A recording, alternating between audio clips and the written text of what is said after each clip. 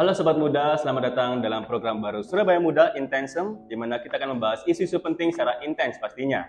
Bersama saya Damara Sumerpau, kali ini bersama Kak Rima dari Perkumpulan Keluarga Berencana Indonesia atau PKBI Jawa Timur, akan membahas seberapa pentingnya sih pendidikan seksual untuk remaja Indonesia. Selamat siang Kak Rima, bagaimana kabarnya? Selamat siang. Ya, lagi sibuk apa nih Kak sekarang?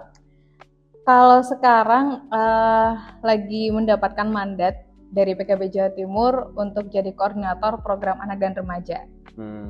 Kalau boleh tahu itu PKBI sendiri itu apa sih Kak? PKB itu adalah organisasi non-government atau NGO yang bergerak di bidang perencanaan keluarga atau family planning, yang mana isu yang kita dampingi adalah layanan kesehatan, hak kesehatan seksual reproduksi, pendampingan kelompok marginal, dan juga pendampingan dan penanganan isu-isu remaja. Gitu. Oke, kalau boleh tahu sendiri kan PKB ini kan khususnya sendiri tuh lebih concernnya terhadap kekerasan seksual terhadap remaja, boleh kayak? Betul. Kalau boleh tahu ya, itu kalau boleh tahu itu sebenarnya itu kekerasan seksual itu apa sih Kak kalau boleh tahu? Karena beberapa orang itu mikirnya bahwa catcalling itu termaksud dalam bentuk pelecehan seksual. Jadi sampai mana sih batasan kekerasan seksual itu baru dianggap itu sebagai sebuah kekerasan seksual? Jadi kekerasan seksual itu adalah segala suatu hal yang melecehkan, merendahkan, menganiaya seseorang yang terjadi karena adanya ketimpangan relasi kuasa maupun ketimpangan gender yang menyebabkan orang itu merasa dirugikan. Tuh. Jadi misalkan tadi terjadinya catcalling itu dianggap sebagai kekerasan karena korban atau yang mengalami itu merasa dirugikan atau merasa dilecehkan begitu. Nah kalau misalnya nih Kak, dari dua belah pihak itu menyetujui dengan seperti itu, apakah itu termasuk bentuk pelecehan atau tidak?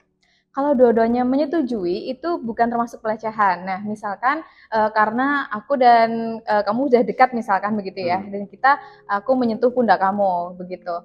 Karena sudah sama-sama fine, maka bukan termasuk pelecehan. Tapi saat aku merupakan orang asing dan aku menyentuh pundakmu, kan kamu pasti akan merasa risih gitu ya. Itu bisa dikatakan pelecehan. Karena tidak ada konsen atau tidak ada persetujuan. Begitu. Berarti bisa dibilang batasan dari pelecehan seksual sendiri itu adalah ketika korban yang merasa dilecehkan itu merasa bahwa dia itu disakiti, seperti itu. Adanya baik secara verbal maupun non-verbal yang menyebabkan dirugikan, begitu. Dirugikan. Jadi misalkan ada nih orang yang mendapatkan catcalling, tapi kemudian dia merasa nggak apa-apa, aku berarti dipuji, berarti itu dia tidak mendapatkan pelecehan seksual atau kekerasan seksual. Tapi saat ada seseorang yang mendapatkan catcalling kemudian merasa tidak nyaman, merasa takut, itu adalah pelecehan seksual. Nah, beberapa orang mungkin tidak tahu bahwa catcalling itu adalah suatu hal yang merendahkan, sehingga tidak menganggap itu adalah pelecehan. Gitu. Padahal itu merupakan salah satu bentuk pelecehan seksual. Tapi bagaimana kalau contoh kasus seperti ini Kak? Ini saya masih penasaran nih Kak tentang bentuk pelecehan, batasan pelecehan seksual misalnya. Kadang itu orang melakukan catcalling terhadap contoh perempuan. Iya. Si perempuan ini dia itu tidak merasa dilecehkan sebenarnya, tapi ada orang lain yang melihat kejadian tersebut dan itu merasa orang ini melecehkan si perempuan. Itu bagaimana itu? Apakah itu termasuk juga bentuk pelecehan atau bagaimana? Sebetulnya catcalling sendiri adalah suatu bentuk pelecehan untuk merendahkan gitu. Misalkan ya cucu cewek gitu kan. Nah itu sudah dilihat bahwa adanya dari perbedaan gender gitu ya, ataupun dari perempuan ke laki-laki. Misalkan kita lihat di media sosial gitu kan, banyak banget ya wah suspek ini atau dan lain itu juga termasuk pelecehan seksual karena dari korban ini atau orang yang mendapatkan hal tersebut tidak konsen atau tidak ada persetujuan. Gitu. Kalau misalkan aku nih dipanggil gitu, aku kan nggak setuju untuk dipanggil itu gitu. Kemudian misalkan orang itu yang melihat, oh kamu mendapatkan pelecehan, itu karena dia sudah teredukasi bahwa hal itu adalah termasuk pelecehan seksual gitu. Jadi pelecehan seksual itu bukan hanya yang kita setujui aja. Misalkan minor, anak di bawah 18 tahun kemudian mendapatkan pelecehan seksual, tapi dia merasa baik-baik saja karena tidak tahu. Nah, apakah itu tidak termasuk pelecehan seksual? Tetap termasuk pelecehan seksual, apalagi bila dilakukan oleh orang dewasa terhadap minor atau di bawah 18 tahun. Oke, tadi kan bicara tentang pendidikan, pendidikan seksual. Salah satu faktor yang menyebabkan kekerasan seksual banyak terjadi di kalangan remaja itu adalah pendidikan seksual yang kurang sebenarnya, Kak. Betul, benar banget. Karena masih dianggap pendidikan seksual itu khususnya di lingkungan keluarga terutama, itu kadang itu masih dianggap tabu untuk diajarkan dari orang tua kepada anak. Padahal pendidikan seks itu dapat memberikan pengetahuan kepada masing-masing individu ya pastinya, Kak, ya, untuk bagaimana sih memproteksi diri dari ancaman-ancaman kekerasan seksual yang dilakukan oleh pihak-pihak luar. Betul. Kalau menurut Kakak dari PKB sendiri, itu apa saja sih, Kak, yang harusnya diajarkan dalam lingkup keluarga khususnya dalam memproteksi diri, atau yang harus diajarkan dalam pendidikan seks itu harusnya apa aja? Bener banget ini. Betul banget yang dikatakan sama Kak Damara, bahwa pendidikan seksual itu penting banget dan harus dimulai dari keluarga terlebih dahulu, gitu. Seringkali remaja yang mendapat kekerasan atau pelecehan seksual yang kita tangani itu karena mereka tidak tahu bahwa hal yang mereka alami adalah sebuah bentuk kekerasan atau pelecehan, karena mereka tidak diajari nih dari keluarganya, gitu. Kenapa sih penting banget? Karena anak itu lahir dan edukasi pertamanya adalah di keluarga, begitu. Dan edukasi seksual itu bukan menyuruh kita untuk berhubungan seksual gitu ya, tapi memproteksi diri kita, kemudian memahamkan tentang ketubuhan kita, memahami apa sih yang tubuh kita butuhkan dan tubuh kita harus jaga gitu. Nah, itu yang lebih penting yang harus diedukasi dari keluarga. Kalau dari PKB Jatim sendiri memahami bahwa edukasi ke anak itu berjenjang. Nah, saat anak kecil itu sudah mulai diajarkan bahwa perempuan itu mempunyai vagina, laki-laki mempunyai penis, kemudian itu juga diajarkan, termasuk juga menjaga kebersihan dari sana gitu. Misalkan perempuan nih menggunakan celana yang menyerap keringat, itu juga harus diajarkan dari keluarga. Kemudian menjaga kebersihan area kewanitaan atau kelaminnya itu juga dimulai dari keluarga. Nah, memahami tentang ketubuhan itu juga menjadi awal untuk ini adalah boundaries atau batas yang harus aku jaga begitu. Kalau kita kan sering ya ngelihat sekarang itu di TK gitu kan, disentuh tidak boleh. Nah itu, tahu nggak sih teman-teman sobat muda ya? Itu adalah salah satu bentuk cara untuk memahamkan anak-anak agar paham bahwa ada batasan-batasan yang tidak boleh disentuh oleh orang lain. Itu edukasi yang luar biasa banget. Nah, kemudian saat remaja, keluarga mulai mengajarkan ini, adanya keterbukaan dalam remaja itu, bahwa nanti setelah remaja kamu akan mengalami menstruasi. Nanti saat kamu udah masuk ke remaja, kamu akan mengalami mimpi basah, dan itu hal yang normal, begitu. Nah, kebanyakan keluarga itu sedihnya menakut-nakuti gitu kan. Wah, kamu menstruasi, kamu tuh sudah bisa hamil, kamu tuh harus gini, kamu nggak boleh deket sama cowok, kamu udah nggak boleh gini dan lain-lain begitu. Sedangkan anak-anak itu mereka nggak tahu ya apa yang dilakukan. Akhirnya mereka mencari informasi yang tanpa batasan, misalkan di internet, kemudian atau ke teman-teman lainnya yang lebih berbahaya dan tidak terbatas. Bahkan kan ada isu juga bahwa kalau perempuan lagi menstruasi jangan berenang, nanti takut hamil. Oh iya, itu kan salah satu banget. Bentuk sebenarnya pendidikan seksual yang tidak betul juga ya, Kak ya. Benar. Banyak banget misconceptions atau edukasi yang salah di masyarakat gitu. Salah satunya adalah nggak jauh-jauh deh tentang berenang. Kalau menstruasi jangan minum es. Itu aja salah satu bentuk minimnya edukasi seksual di masyarakat. Juga penggunaan bahasa lain untuk alat kelamin pada anak itu juga salah satu bentuk ketubuhan itu masih jarang diajarkan di keluarga. Masih tabu gitu ya, Kak. Masih tabu banget. Karena bahkan mungkin sampai sekarang sih, Kak. Anak-anak kecil itu diajarkan bahwa penis itu dipanggil sebagai burung dan segala macamnya. Sebenarnya itu kan sebenarnya menurut pribadi itu apakah itu bentuk pendidikan seksual yang benar karena itu mengajarkan kata-kata yang menurut mungkin orang tua itu lebih halus daripada menggunakan kata-kata yang sebenarnya. Sebetulnya kalau di PKB sendiri meyakini bahwa menggunakan kata secara biologis atau sebetulnya adalah hal yang lebih baik begitu. Bahwa alat kelamin laki-laki adalah penis dan alat untuk perempuan adalah vagina. Dari kecil kita sudah diajarkan nih fungsinya untuk apa, untuk buang air kecil, kemudian cara membersihkannya, kemudian dan lain-lain, cara merawatnya. Nah, pernah suatu kejadian korban begitu mendapatkan pelecehan seksual karena dia tidak tahu ini apa namanya, sehingga dia menyebutkannya sebagai mangkok.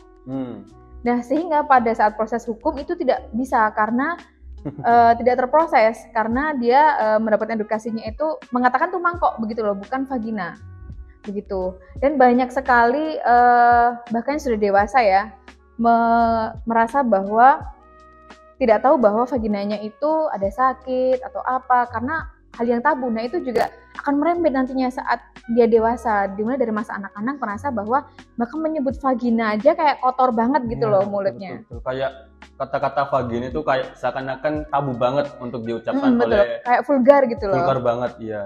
Nah, apakah pendidikan seks juga itu harusnya juga dilakukan oleh orang tua? Maksudnya orang tua juga harus mempelajari tentang pendidikan seks apa enggak? Atau pendidikan seks itu hanya perlu untuk diajarkan tapi orang tuanya sendiri tidak perlu belajar? Itu harus belajar ya kalau orang tua. Pendidikan itu akan terus berkembang dan akan terus terbarui begitu ya. Banyak banget cara anak-anak muda remaja untuk mengakses informasi dan aku ngerasa bahwa orang tua juga harus tahu. Nah, daripada anak itu mengakses di luar yang berbahaya gitu kan ya. Jadi lebih baik orang tua memahami nih bagaimana sih anak-anak itu mendapat informasi dan sebelum mencari itu, orang tua harus menjaga dulu ini gitu. Jadi dari orang tua memberikan pemahaman bahwa segala hal yang dilakukan anak harus dipertanggungjawabkan oleh anak. Misalkan nanti kakak ini akan menstruasi sebagai perempuan dan kakak itu saat menstruasi ditandakan bahwa rahim sudah bisa untuk hamil. Tapi kakak harus menjaga betul sebelum menikah agar tidak terjadi hal-hal yang tidak diinginkan. Nah, pembelajaran seperti itu sebisa mungkin bukan menjadi hal yang tabu. Begitu juga dengan edukasi terhadap laki-laki. Biasanya edukasi terkait pencegahan kekerasan atau pencegahan terkait pelecehan itu hanya kepada perempuan. Ya, nah, betul. Sedihnya banyak dari remaja laki-laki itu tidak tahu bahwa yang dilakukan adalah pelecehan karena dengan kata lain bahwa ya kan laki-laki gitu. Nah, itu seringkali seperti itu yang kita tangani, sehingga edukasi dari keluarga juga harus dimulai nih untuk teman-teman anak-anak laki-laki. Misalkan kakak setelah ini sudah dewasa dan segala hal yang kakak lakukan harus dipertanggungjawabkan, harus sudah dipertanggungjawabkan sehingga kakak harus paham ini resikonya apa begitu. Memang nggak semua keluarga ya beruntung bisa berkomunikasi dengan baik begitu. Sehingga peran-peran edukator remaja itu yang diperlukan oleh anak-anak. Gitu. Tapi yang saya sendiri lihat ya Kak ya, sedihnya itu adalah pelecehan seksual itu sampai sekarang itu masih di-framing terhadap perempuan saja. Betul. Ada sebuah kasus itu kalau nggak salah, mungkin bisa ditampilkan di sini nanti. Itu seorang remaja itu diculik oleh biduan. Oke. Lalu dia tuh diperkosa atau dilecehkan selama 3 hari. Ketika itu dipublis di sosial media, itu mirisnya banyak komentar di sosial media itu berkata harusnya itu bagianku, justru laki-laki justru pengen untuk diculik dan untuk diganti posisi dengan si korban pelecehan seksual tersebut. Sedangkan ketika perempuan yang jadi korban pelecehan seksual itu komentarnya banyak yang membela si perempuan. Oke. Banyak ya kita temukan di situ, kita bisa mengatakan sebagai standar ganda. Betul. Atau double standard untuk laki-laki dan perempuan. Ini juga karena ketidakpahaman terkait gender. Menurut dari PKB sendiri, apa yang menyebabkan framing itu sampai muncul? Itu bisa berawal dari patriarki ya di Indonesia begitu. Jadi merasa bahwa kebutuhan seksual itu hanya dibutuhkan oleh laki-laki dan perempuan tidak. Itu akan merembet lagi nanti ke praktek-praktek sunat perempuan. Nah, itu juga termasuk di dalamnya. Kemudian merasa bahwa laki-laki itu tidak boleh mengekspresikan emosinya. Itu juga menjadi salah satu hal di dalam patriarki. Sebetulnya dalam patriarki itu yang dirugikan tidak hanya perempuan, tapi juga laki-laki. Misalkan saat laki-laki itu mengalami pelecehan, banyak sekali laki-laki itu yang tidak melaporkan. Karena itu tadi takut, kemudian takut dicap, ya kan cowok ngapain nangis gitu kan, ya kan cowok kenapa nggak ngelawan. Tapi gitu mirisnya kan. Malah laki-laki menikmati biasanya gitu Kak. Nah, kan kalau misalnya dilecehkan gitu, ya seperti tadi contohnya ketika ada sebuah isu seperti itu, komentarnya malah kayak harusnya itu aku. Itu malah menurut saya pribadi itu sebuah pelecehan loh. Kenapa hanya perempuan yang di-framing seperti itu sedangkan laki-laki tidak? Bener banget sih, itu yang terjadi karena adanya ketimpangan gender, sehingga laki-laki juga kurangnya edukasi terkait pelecehan seksual, bentuk-bentuk pelecehan seksual, bentuk-bentuk kekerasan seksual, menyebabkan mereka tidak merasa bahwa itu adalah sebuah bentuk pelecehan. Tadi kan masih bicara pendidikan ya Kak ya. Orang tua biasanya mengajarkan bahwa yang harus dilakukan seperti yang tadi Kakak bilang kan, harusnya mengajarkan bahwa ini penis, ini vagina. Tapi apakah orang tua itu wajib juga untuk mengajarkan bahwa gunanya penis, gunanya vagina itu adalah selain untuk mengeluarkan air seni atau pipis, itu apakah itu juga berfungsi sebagai alat reproduksi? Apakah itu perlu untuk diajarkan kepada? Perlu banget. Dan itu berjenjang. Nggak mungkin dong anak umur 4 tahun dikasih tahu ini nanti bisa untuk buat anak gitu, enggak. Betul. Jadi sesuai usianya. Jadi misalkan nanti SMA begitu atau mungkin SMP ya, saat sudah pubertas, memasuki fase pubertas, orang tua juga sudah bisa memberikan edukasinya dengan bahasa yang tidak mengintimidasi. Gitu. Biasanya orang tua kan bahasanya kayak gini, nggak boleh pacaran, nggak boleh kamu gandengan sama cowok, nggak boleh kayak gitu dan lain-lain. Sehingga resikonya anak itu ada yang semakin penasaran dan ada yang semakin menutup diri dari lingkungan karena ketakutan. Ini bawa agama itu Kak, gitu. Iya. Itu Allah tidak suka ya. Masya Allah, tabarakallah. Itu kayak saya merasa tertekan gitu. Emang bener sih, karena peran gender sendiri juga ditentukan oleh budaya dan agama, begitu dibatasi oleh adanya budaya dan agama, sehingga edukasi juga terbatas nih di lingkup isu tersebut. Nah makanya orang tua tuh harus menggunakan bahasa yang mudah dipahami oleh anak dan tidak menimbulkan kesalahpahaman gitu.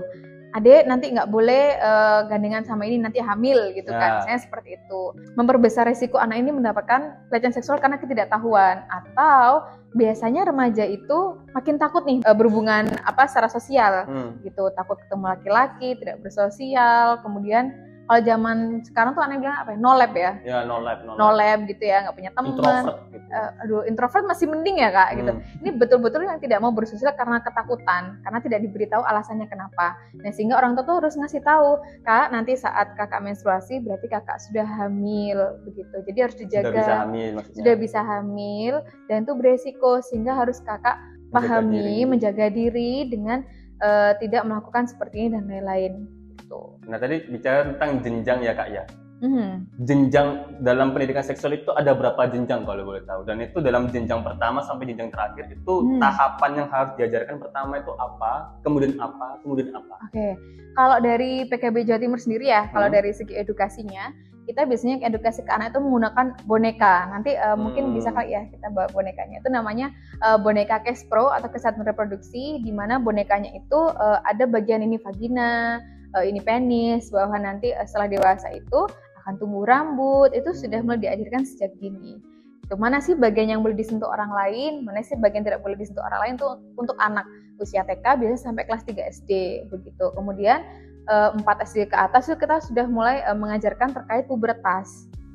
Itu apa sih yang akan terjadi saat pubertas nanti, kemudian apa yang perlu dijaga, apa yang perlu dibersihkan, kemudian apa saja yang bisa terjadi di kalian, perubahan suara, atau nanti akan adanya tumbuh rambut dan lain-lain. Perubahan bentuk biologis. Iya betul, atau ketertarikan dengan lawan jenis itu juga sudah diedukasi mulai umur biasanya kelas 4 SD begitu sampai SMP, supaya saat mereka ada rasa ke lawan jenis itu nggak tiba-tiba brutal gitu ya, tiba-tiba langsung, karena kasus kalau kita lihat sekarang kan ngeri-ngeri juga ya. Betul. Anak kelas SMP sudah hamil atau sudah melakukan hubungan seksual dengan beberapa orang. Nah itu karena kurangnya edukasi dan tidak membuat batasan diri. Dan mirisnya bahwa hal-hal tersebut itu terjadinya malah di lingkup pendidikan misalnya Kak. Betul. Di tingkat SMP, SMA, karena bisa dilihat bahwa dari SMP sekarang banyak anak-anak yang putus sekolah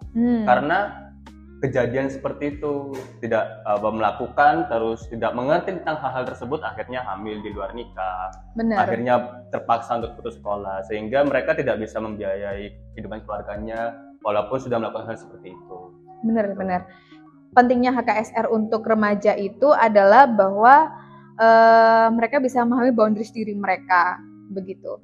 Dan sedihnya juga adalah karena ketidaktahuan mereka menjadi korban, gitu.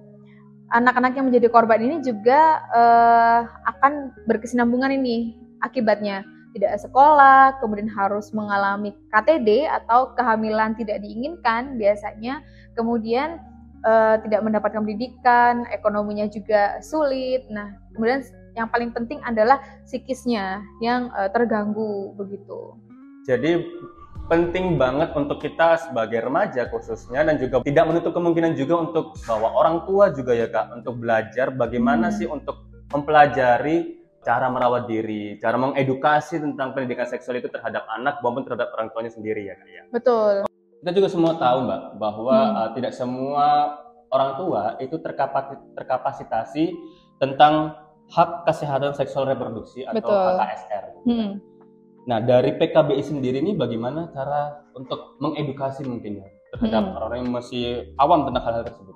Ya, kita menyadari bahwa nggak semua orang tua itu terkapasitasi terkait ini atau mendapat informasi tentang ini. Walaupun di sekolah sendiri siswa itu bisa mendapatkan informasi, tapi kan sangat terbatas ya.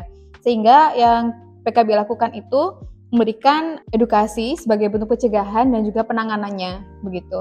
Nah, sebagai bentuk pencegahannya kita melakukan edukasi ke berbagai jenis lapisan masyarakat gitu. Mulai dari siswa dari TK, SD, SMP, SMA hingga tingkat mahasiswa, kemudian teman-teman komunitas, kemudian teman-teman kelompok marginal, perempuan-perempuan desa, kemudian perempuan pekerja seksual, lalu juga termasuk teman-teman komunitas waria, pengguna jarum suntik.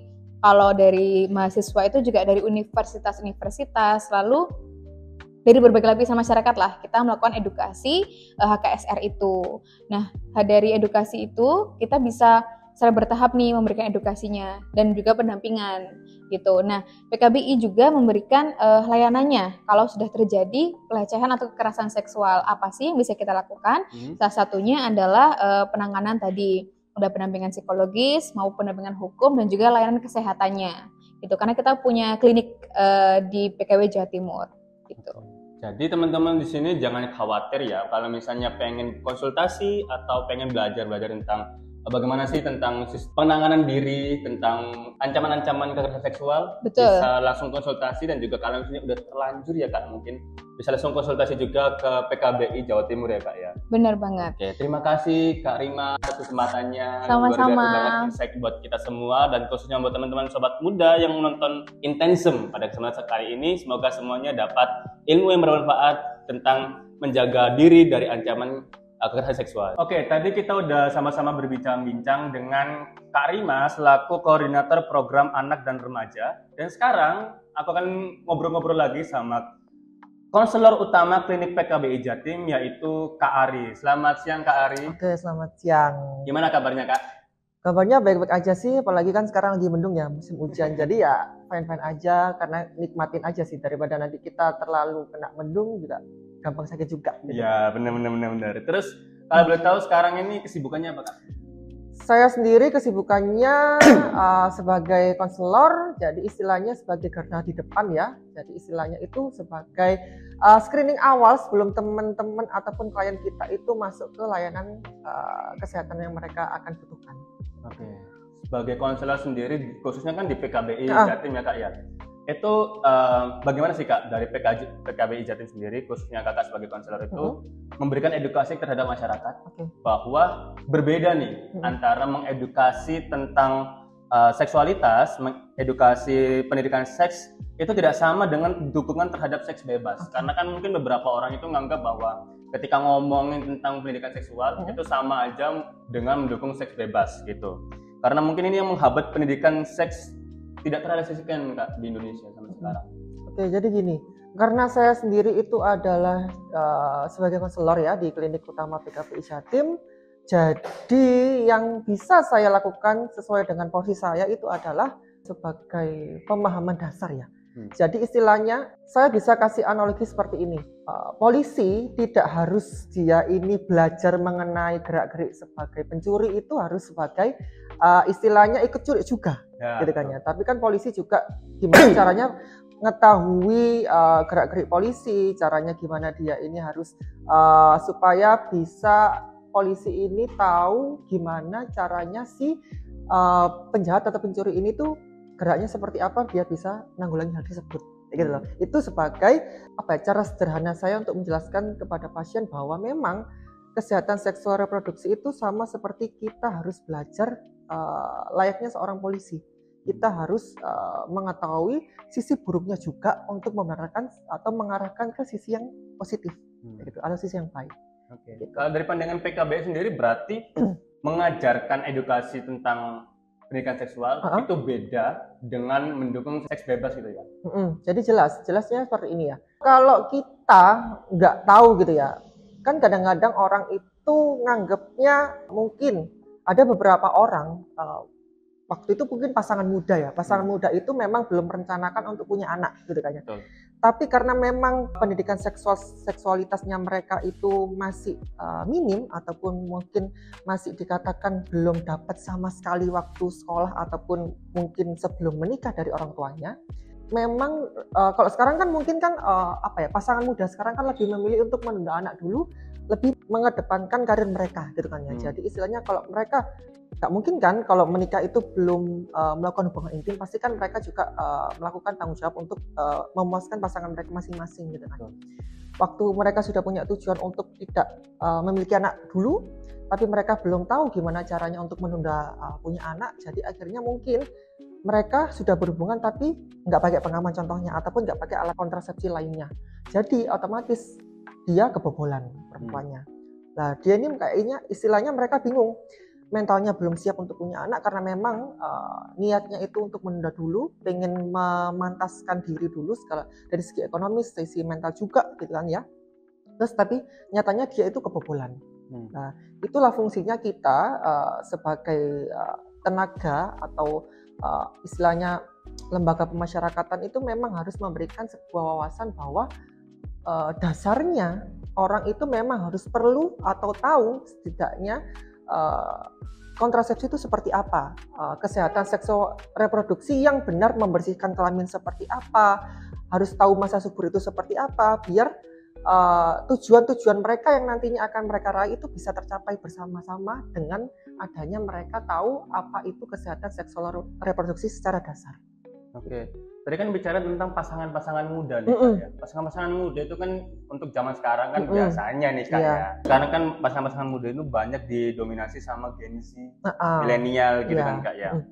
Nah itu biasanya itu untuk kalangan-kalangan milenial maupun Gen Z sering namanya kena itu kena mental. Oke, kena mental. Kena mental dalam berbagai macam hal, salah satunya hubungan gitu kan. Nah itu sebagai PKBI sendiri, sebagai LSM yaitu Lembaga Swadaya Masyarakat ya Kak, betul ya? Itu bagaimana Kak bergeraknya di bidang kesehatan mental, khususnya untuk anak-anak muda ini, dan juga seksual untuk mengenalkan tentang pendidikan seksual itu terhadap anak-anak muda, supaya meminimalisir ketika mereka sudah berhubungan seksual, terus kena mental, kan banyak sekarang itu mau berbuat tapi tidak bertanggung jawab. Oke. Jadi gini, yang saya kuatkan untuk teman-teman Gen Z gitu kan ya, adalah goals mereka itu seperti apa. Kalau mereka sudah punya goals, tujuan yang jelas, otomatis kan yang lainnya pasti akan mengikuti usaha-usaha tersebut gitu kan ya. Contohnya nih, yang aku katakan di awal bahwa banyak pasangan-pasangan muda itu mereka memang belum siap untuk punya anak, pengen memantaskan karirnya dulu, tapi ternyata kebobolan.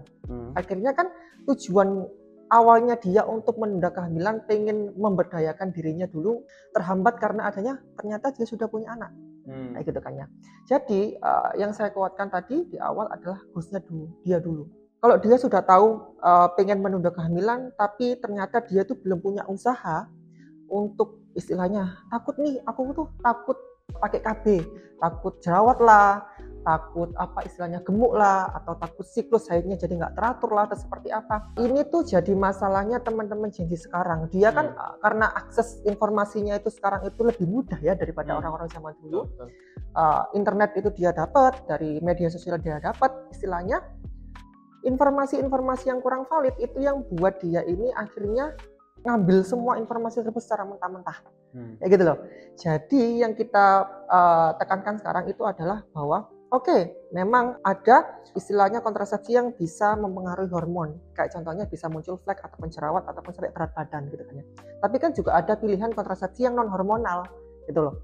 Jadi istilahnya kontrasepsi tersebut tidak mempengaruhi hormon mereka. Jadi mereka nggak usah takut untuk menunda kehamilan dengan alasan takut flek, takut gemuk atau takut merubah siklus haid mereka. Nah, kalau boleh tahu langkah konkret yang udah pernah dilakukan sama PKB sendiri untuk mengatasi anak-anak muda khususnya ini dalam hal kesehatan mental, khususnya dalam hal seksualitas ini bagaimana? Untuk kesehatan mental sendiri ya. Jadi gini, setelah mereka tahu goals mereka itu seperti apa, pasti teman-teman muda ini istilahnya jadi tahu arah lah istilahnya. Karena kan goalsnya sudah tahu. Kalau dia istilahnya informasinya itu kurang mantap ataupun kurang jelas, pasti dia akan cari karena dia sudah punya goals yang jelas. Kalau dia ingin mengetahui masalah isu kesehatan seksual reproduksi, mungkin dia bisa tanya ke petugas kesehatan, layanan kesehatan, ataupun kalau dia memang kepingin informasi mengenai gimana caranya untuk bisa upgrade diri, bisa ke instansi atau lembaga-lembaga pemerintahan bantuan lainnya seperti dinas perhubungan ataupun istilahnya pemberdayaan lah, kayak DP3 atau seperti apa, itu kan memberikan layanan untuk pranikah mereka untuk memantapkan seperti apa goals tujuan yang pernikahan yang akan mereka inginkan, gitu ya. Berarti sobat muda di sini berarti harus tentukan dulu goalsnya berarti ya, sebelum tentukan bahwa mereka ingin punya keturunan apa enggak. Gitu. Goals mereka apa, tujuan mereka apa. Kalau kalian sudah jelas dengan goals kalian masing-masing, pasti kalian akan tahu arahnya itu akan mengambil seperti apa. Supaya meminimalisir terkena isu-isu kesehatan mental lah. Contohnya nih, aku belum siap punya anak, jadi akhirnya mungkin mereka agak kendala sama kegiatan sehari-hari kerjanya, jadi nggak kurang aktif lagi, ataupun istilahnya kalau dalam masalah relationship dengan pasangan, oh ini kemarin aku masih haid, istilahnya aku nggak tahu gimana caranya ngitung masa subur, gitu kan. Aku nggak mau nih berhubungan sama kamu dulu, kayak gitu kan. Soalnya aku takut kemarin tuh habis haid atau seperti apa. Jadi kan istilahnya akhirnya informasi dengan pasangan akhirnya kan juga terganggu juga. Itu juga jadi masalah dalam istilahnya pasangan-pasangan muda yang sekarang. Oke, berarti teman-teman sobat muda harus pastikan dulu bahwa goals kalian untuk punya anak itu apa, supaya kalian punya anak itu bisa meminimalisir isu-isu kesehatan mental. Iya. Tapi bagaimana Kak kalau misalnya itu dengan orang-orang yang bukan generasi muda? Bukan generasi milenial maupun Gen Z. Apakah pernah dari pihak PKB sendiri itu memberikan sosialisasi mungkin, dan bentuk konkret apa yang pernah PKB berikan kalau misalnya pernah mungkin ya untuk sosialisasi terhadap orang-orang generasi-generasi yang bukan Gen Z maupun milenial yang lebih senior lah ibaratnya. Jadi PKBI sendiri itu punya yang namanya kader. Kader ini tuh yang dibentuk sama BKKBN. Jadi istilahnya BKKBN ini kan pasti merekrut kader-kader nih. Nah, untuk merekrut kader-kader ini kan perlu yang namanya informasi mengenai kesehatan seksual reproduksi. Lah, perannya PKBI masuk di sana. Melatih kader-kader, memberikan informasi dasar tentang kesehatan seksual reproduksi pada kader-kader. Nanti kader-kader itu akan istilahnya di setiap kampung itu kan ada kadernya nih. Jadi kader-kader itu nanti akan membagikan informasi yang sudah didapat dari pelatihan dari BKKBN sama PKBI tersebut ke masyarakat yang ada di kampungnya. Oke. Nah, selama dalam proses sosialisasi itu kan pastinya kan di kampung-kampungnya biasanya itu banyak orang mungkin itu susah untuk menerima hal-hal tersebut. Nah, dari PKB sendiri itu pernah dapat hambatan nggak sih Kak untuk mengenalkan bagaimana itu tentang kesehatan reproduksi, kesehatan mental atau segala macam itu, dan bagaimana caranya PKB itu untuk bisa relate dengan masyarakat kampung yang mungkin masih apatis tentang hal tersebut. Hambatan-hambatannya bagaimana cara mengatasinya? Jadi hambatan-hambatan yang sekarang mungkin orang-orang di sekitar kita itu kan masih istilahnya masih belum cukup aware masalah kesehatan seksual reproduksi ya. Jadi pun kalau mereka punya kendala tentang kesehatan seksual reproduksi, contohnya mungkin kebobolan ataupun mungkin dia punya di area vitalnya mereka itu kurang speak up, malu istilahnya gitu kan. Jadi kalau punya kendala-kendala pada alat vitalnya ataupun kendala-kendala bagian reproduksinya, mereka ini malu untuk mengungkapkan atau menceritakan. Bahkan ke kader-kader mereka pun, istilahnya kan kalau orang kampung kan deket nih, sama-sama saling cerita, itu mereka itu kurang membuka sama kader-kader mereka.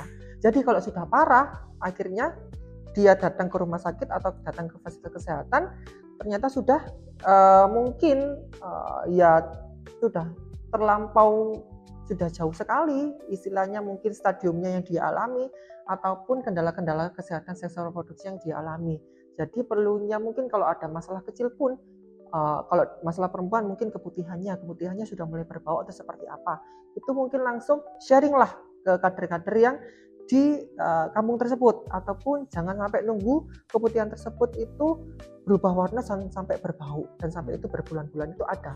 Itu sebenarnya adalah masalah-masalah umum yang terjadi di perempuan, tapi mereka karena nggak ada yang ngasih pemahaman, jadi mikirnya bahwa oh aku kayak gini, masalah-masalah keintiman ini kan masalah antara suami istri, gak mungkin lah aku up ke publik atau yang luar, mereka tuh malu seperti itu. Padahal itu adalah sumber dari nantinya relationship itu dalam suatu hubungan itu pasti akan terganggu. Mungkin pemenuhan tentang kebutuhan seksual mereka pasti akan terganggu karena mungkin waktu berhubungan nggak nyaman karena keputihan atau seperti apa.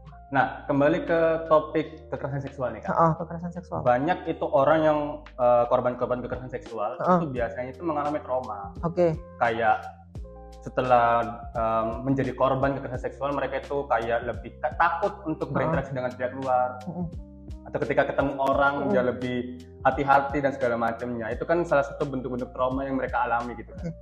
Apa yang pernah dilakukan sama PKBI sendiri sebagai lembaga swadaya masyarakat, di mana sebagai LSM kan biasanya memberikan edukasi terhadap masyarakat, itu untuk menjaga kesehatan mental mereka itu, khususnya untuk anak-anak yang sudah, orang-orang ini sudah pernah menjadi korban kekerasan seksual, dan untuk mengatasi trauma tersebut.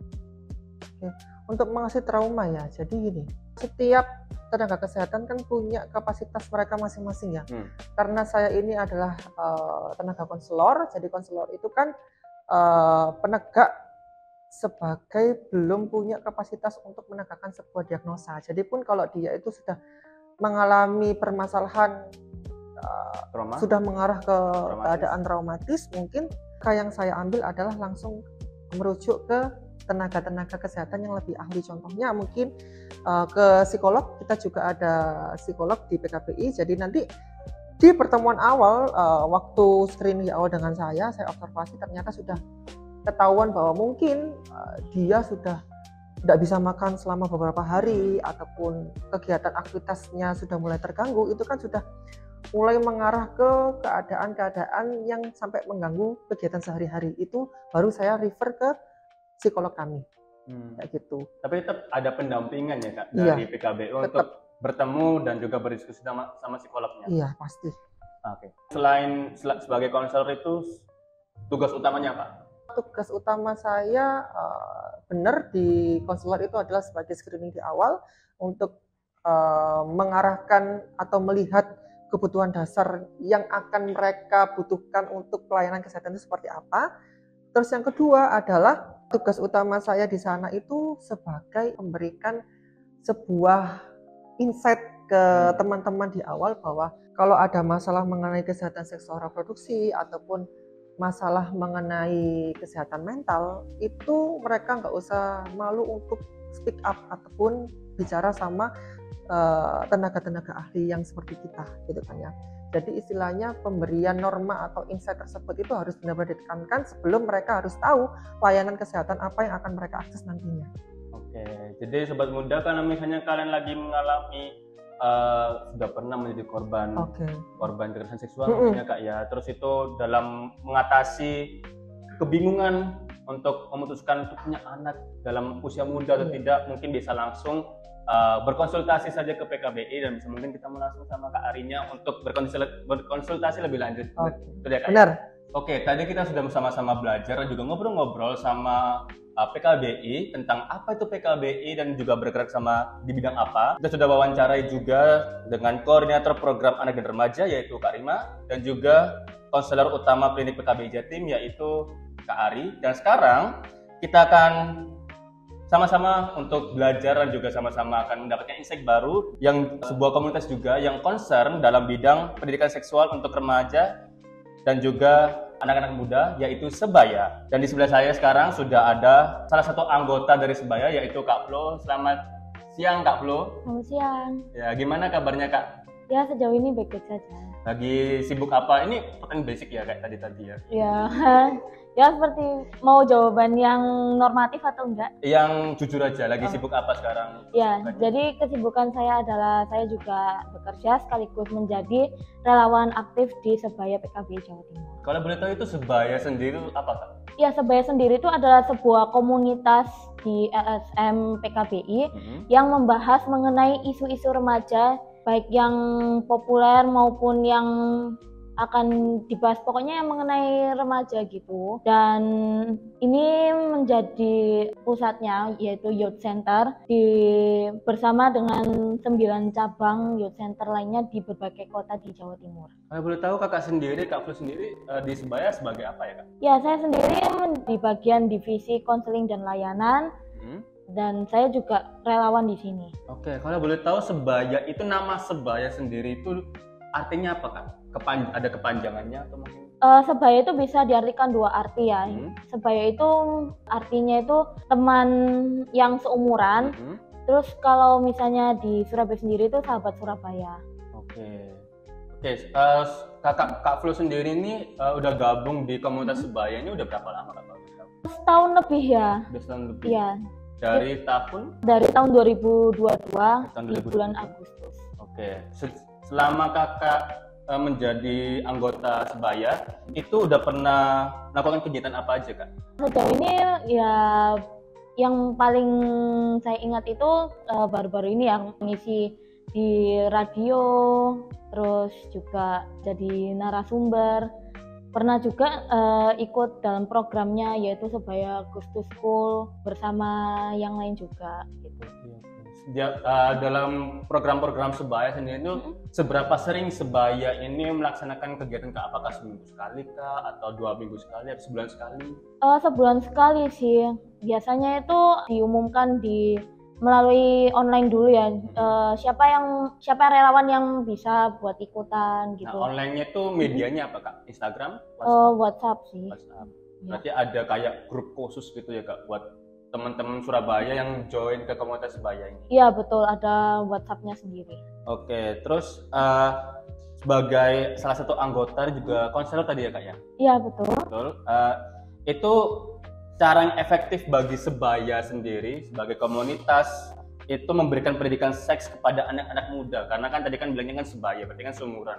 Pendekatan apa yang pernah dilakukan sama Sebaya untuk memberikan pendidikan seks yang relate dengan anak-anak muda yang Sebaya ini? Ada 2 cara, Kak. Jadi yang pertama itu melakukan edukasi dengan program Sebaya Goes to School, lalu Goes to Campus, di mana Sebaya itu memberikan berbagai informasi tentang isu-isu remaja yang diperlukan oleh sekolah, yang diperlukan oleh kampus, bekerja sama dengan PPKS dan lain-lain. Lalu yang kedua itu bisa juga melalui konseling, di mana di Instagram, terus di hotline-nya Sebaya itu sendiri juga bisa orang-orang melakukan reach out di kami seperti itu. Nah itu biasanya untuk program kayak Sebaya Goes to School atau Sebaya Goes to Campus, itu biasanya Sebaya datang ke sekolah terus melakukan apa biasanya, Kak? Apakah workshop atau seminar atau mungkin konsultasi gratis atau bagaimana? Bervariasi ya, Kak, tergantung kebutuhan sekolahnya juga seperti apa.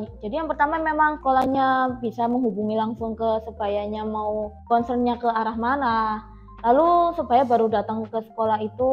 Terus juga biasanya sih kalau Sebaya datang itu biasanya setelah dikasih materi lalu melakukan GBV atau Gender Based Violence Test, lalu kita lihat dulu hasil datanya itu seperti apa. Misalnya kalau ada beberapa murid yang mungkin ada indikasi mengalami kekerasan, itu kami bisa melakukan reach out ke anak itu. Itu dalam bentuk apa? Apakah form yang harus diisi? Iya, dalam bentuk form. Jadi memang setelah pemberian materi itu baru dikasih form dan mereka juga akan mengisinya, akan memberikan informasi kayak nomor telepon yang bisa dihubungi dan lain-lain. Jadi akan memudahkan kami untuk menghubungi mereka kalau mereka ada indikasi ke arah sana.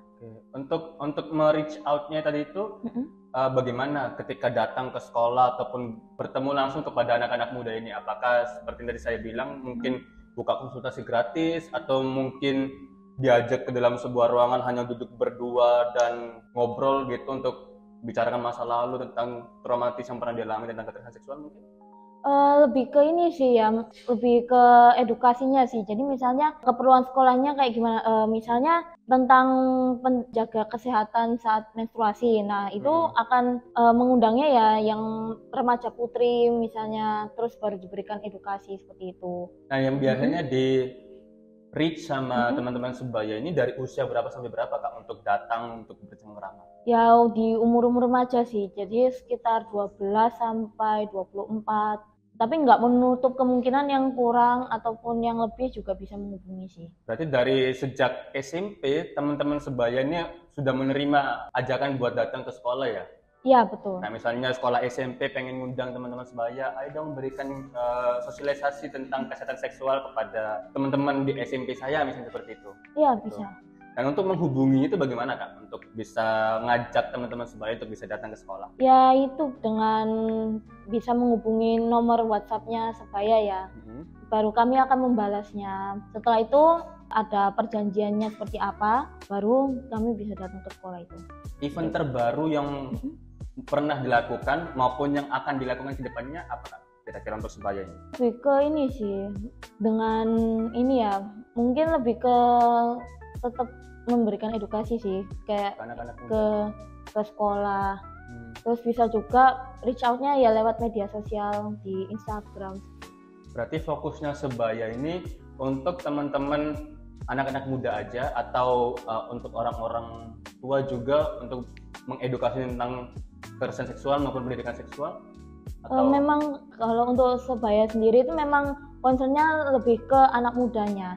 Tapi tidak menutup kemungkinan ada mungkin orang tua atau yang lain juga ingin tahu mengenai yang isu-isu remaja itu apa aja sih, ya bisa langsung lihat di sebaya seperti itu. Nah, sepengetahuan kakak nih Kak, ya. Selama join di sebaya, dari pandangan kakak, kenapa sebaya ini lebih memfokuskan pendidikan seksual ataupun penanganan kekerasan seksual terhadap anak-anak muda ya, daripada sama orang tua? Kan mungkin juga kan banyak nih orang-orang tua yang, mohon maaf ya Kak, orang-orang tua tapi sebenarnya itu dia itu belum terlalu tua, masih parubaya lah, tapi dia itu mendapatkan kekerasan seksual juga. Tapi kenapa sebaya ini lebih concernnya ke anak-anak muda daripada ke orang-orang yang lebih dewasa?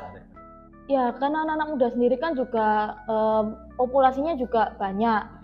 Nah, itu juga menjadi concern buat kami sebaya buat memberikan pengetahuan pada mereka ini. Jadi pada akhirnya kan mereka ini kan akan bertambah umurnya juga. Jadi itulah kenapa sebaya itu lebih concernnya ke anak muda. Lagi pula kalau di PKPI sendiri itu memang ada concernnya masing-masing. Misalnya sebaya itu untuk remaja, kemudian yang lainnya itu ada yang buat umum dan ada yang untuk kelompok marginal dan lain-lain seperti itu. Oke, tapi mungkin itu juga karena di Surabaya ini juga kita semua sama-sama tahu mungkin ya Kak, di beberapa waktu lalu, beberapa tahun yang lalu juga Surabaya ini ramai dengan prostitusi.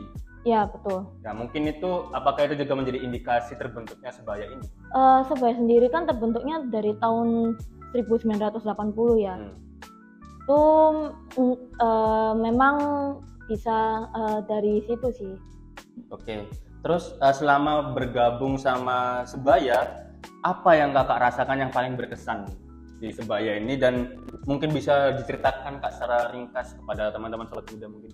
Ya, pengalaman yang berkesan buat saya itu ketika saya bisa ikut kegiatannya mereka, kayak mendampingi remaja-remaja di berbagai tempat, entah itu di sekolah atau di lapas juga, terus juga. Oh, lapas juga? Iya, memang karena kan concernnya ke anak muda yang nggak hanya di sekolah saja, tapi juga di lapas. Nah, terus juga mendengarkan ceritanya mereka, terus membaca cerita mereka juga, itu membuat saya berkesan sih. Sebaya ini ada kayak open recruitment-nya gitu gak Kak? Oh, ada, ditunggu aja di bulan ini. Bulan ini Februari ya? Iya, betul. Oke, berarti sobat-sobat muda yang nonton Intensum pada saat ini, mungkin kalau misalnya mau join ke komunitas sebaya untuk Mungkin teman-teman ada yang concern tentang kekerasan seksual, atau mungkin teman-teman yang pernah merasakan kekerasan seksual sebelumnya atau pengen. Terima kasih Kak Flo atas kesempatannya bisa diwawancarai. Kita ketemu lagi untuk teman-teman sobat muda di kesempatan intensif selanjutnya. Selamat siang.